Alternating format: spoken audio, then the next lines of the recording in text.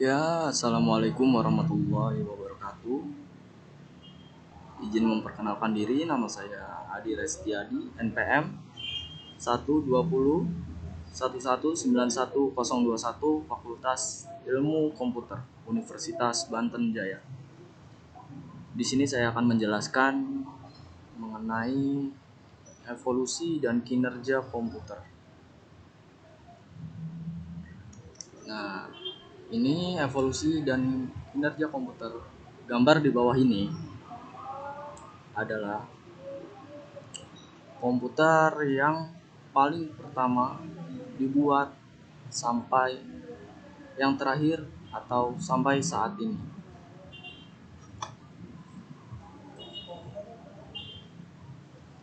Selanjutnya, generasi pertama tabung vakum pada tahun 1945 sampai dengan tahun 1955 memiliki ciri umum komputer generasi pertama, yaitu yang pertama menggunakan tabung vakum hampa atau vacuum tube. Yang kedua, program dibuat dalam bahasa mesin. Yang ketiga, memori utama dibuat dengan teknologi magnetic core strobe. Yang keempat, ukuran fisik komputer berukuran besar. Yang kelima, membutuhkan daya listrik yang besar. Selanjutnya, ENIAC atau Electronic Numerical Integrator and Computer. ENIAC ini dirancang oleh John Mauchly dan John Presper Anchor di Universitas Pennsylvania. Langsung, ini adalah ciri-ciri umum Electronic Numerical Integrator and Computer atau ENIAC. Ciri-ciri umumnya yaitu yang pertama, memiliki berat 30 ton. Yang kedua, mempunyai volume 15.000 kaki persegi yang berisi lebih dari 18.000 tabung vakum. Yang ketiga, membutuhkan daya 140 kW. Yang keempat, melakukan operasi penambahan 5.000 operasi per detik. Yang keenam, memori terdiri 20 akumulator yang masing-masing akumulator menampung 10 digit. Yang ini mesin von Neumann atau komputer IAS atau Computer of Institute for Advanced Study. Nah, ciri-ciri umumnya yaitu terdiri dari 1000 lokasi penyimpanan yang disebut word. Satu word terdiri dari 40 binary digit. Satu word dapat juga terdiri dari 20 bit instruksi. Masing-masing instruksi terdiri dari 8 bit kode operasi dan 12 bit alamat. Yang terakhir memiliki 21 buah instruksi. Yang instruksi dibagi menjadi 5 kelompok, yaitu yang pertama data transfer, yang kedua unconditional branch, yang ketiga conditional branch, yang keempat arithmetic, dan yang kelima address modify. Yang ini adalah gambar dari tabel mesin von Neumann atau komputer IAS atau Computer of Institute for Advanced Study. Nah, begini ya tabelnya. Nah, ini adalah struktur komputer IAS. Selanjutnya, UNIVAC atau Universal Automatic Computer dirancang oleh Mauchly dan Anchor. Produk pertama yang dihasilkan oleh The Anchor Mauchly Computer Company, komputer komersial pertama yang dipasarkan. Nah, jadi seperti ini ya, yang pertama kali komputer itu dipasarkan, entah itu di publik atau apa itu. Seperti pada gambarnya, komputer yang pertama dipasarkan itu seperti ini. Selanjutnya generasi kedua, transistor. Pada tahun 1955 sampai pada tahun 1965,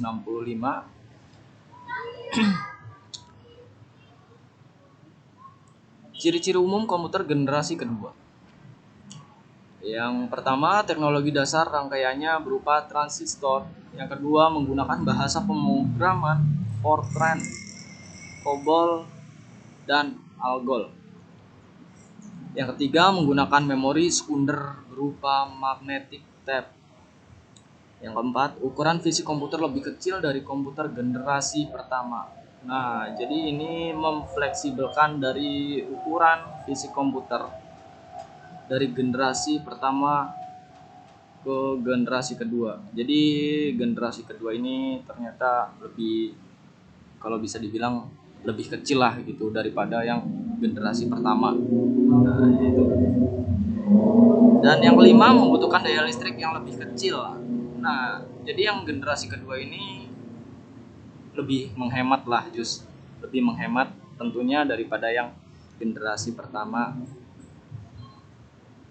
Selanjutnya IBM 7094. Nah, yang ini pabrik peralatan Punchket Car.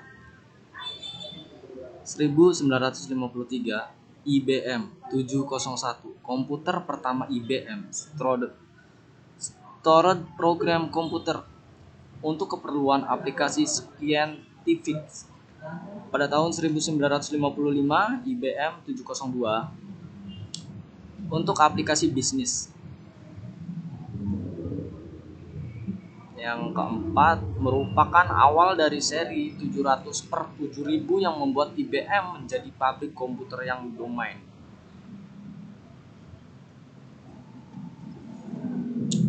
IBM 7094, konfigurasi IBM 704. Nah, di sini ada CPU, multiplexor, dan memori. Di sini dia cara kerjanya dari CPU mengeluarkan output menuju multiplexor, lalu multiplexor mengeluarkan output ke data channel. Nah, di sini ada data channel. Setelah diproses multiplexor ke data channel ini, data channel mengembalikan prosesannya ke multiplexor lalu disimpan ke memori. Generasi ketiga, integrate circuit. Pada tahun 1965 sampai pada tahun 1980. Di sini langsung pada ciri-cirinya, ciri umum komputer generasi ketiga. Nah, ciri-cirinya yaitu yang pertama, teknologi dasar membangun rangkaian yang digunakan adalah IC atau integrated circuit. Yang kedua, layar monitor dapat menampilkan gambar dan grafik. Yang ketiga, menggunakan magnetic tape sebagai memori sekunder. Yang keempat, memiliki fitur jaringan. Dan yang kelima, penggunaan daya listrik lebih kecil. Jadi yang generasi ketiga ini dia menggunakan daya listrik yang lebih kecil dan lebih hemat daripada yang generasi pertama dan generasi kedua.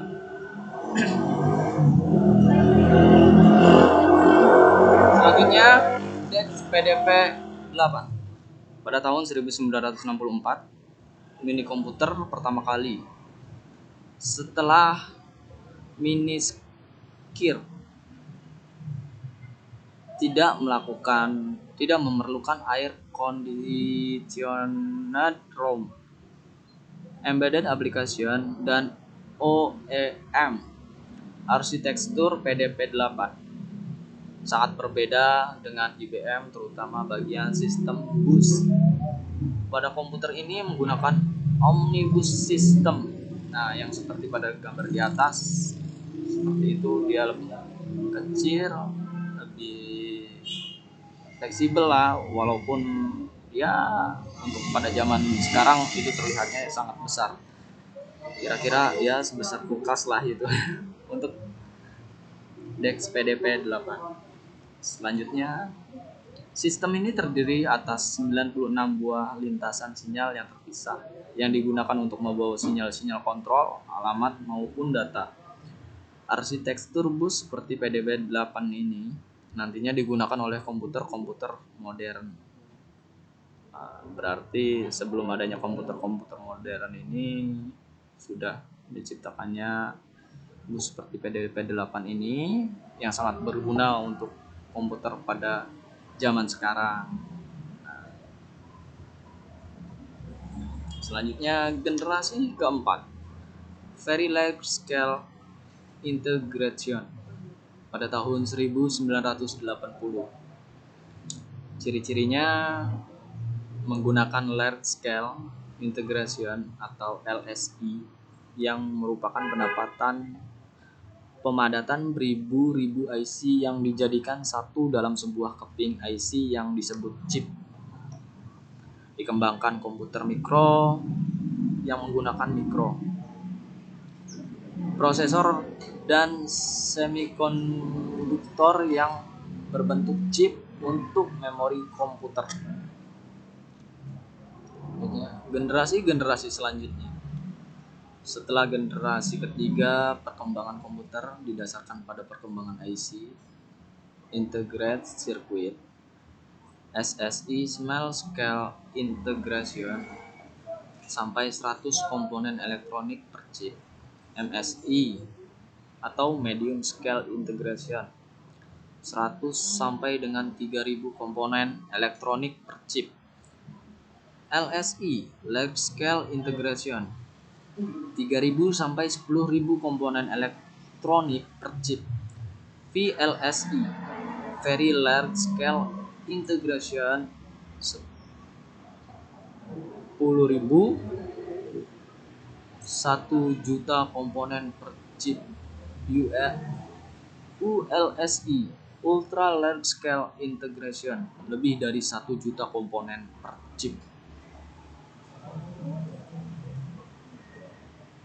Kinerja komputer. Sistem komputer saat ini meliputi pengelolaan citra, pengenalan voice atau pembicaraan, video conference dan multimedia, dan data transfer data.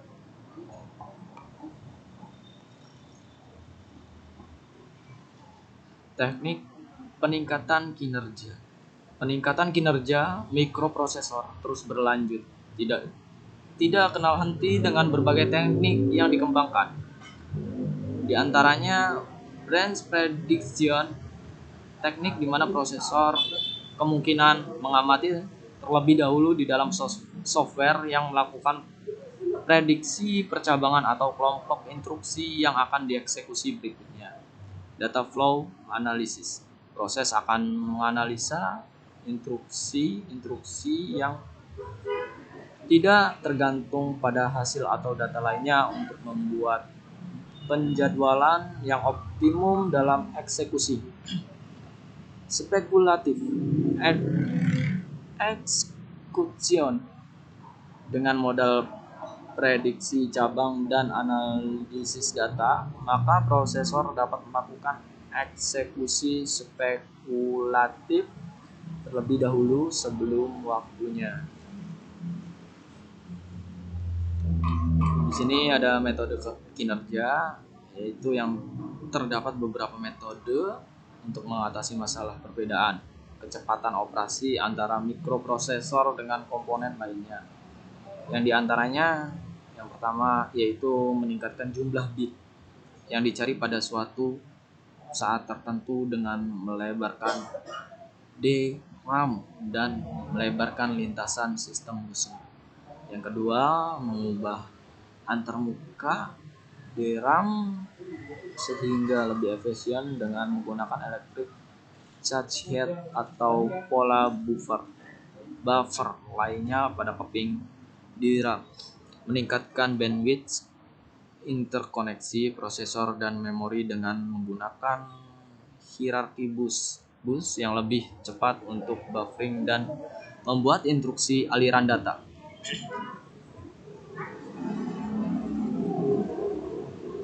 Nah, di sini ada Instagram dari Vanessa Itex Official.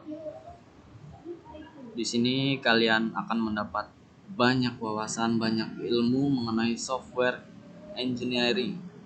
Mari buka IG-nya Vanessa Itex Official. Kalian akan mendapatkan wawasan dan ilmu tentang software engineering, dan bukan itu saja. Di sini mempunyai banyak sekali informasi penting di dalamnya.